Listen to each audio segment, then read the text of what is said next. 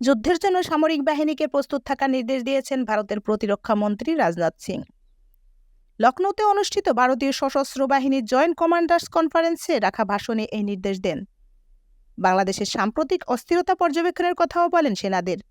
একই সাথে চীনের মতো প্রতিবেশী দেশগুলোর ব্যাপারেও সজাগ থাকার নির্দেশ দেন। তিনি বলেন, ভারত বরাবরই শান্তিপ্রিয় দেশ, তাই শান্তি রক্ষার জন্য ভারতের সশস্ত্র বাহিনীকে যুদ্ধের জন্য প্রস্তুত থাকতে হবে। এ সময় ভারতীয় প্রতিরক্ষা মন্ত্রী বলেন, বৈশ্বিক পরিস্থিতিতে নানা ধরনের পরিবর্তন হচ্ছে। এ অবস্থায় ভারতীয় সামরিক বাহিনীকে অপ্রত্যাশিত পরিস্থিতি মোকাবেলায় প্রস্তুত থাকার বিকল্প নেই। রাজনাথ সিং বলেন, ভারত অতীতেও শান্তির পূজারী ছিল, ভবিষ্যতেও থাকবে, কিন্তু আমাদের চারপাশে যা ঘটছে সেসব কার্যকলাপের উপর নজর রাখতে হবে।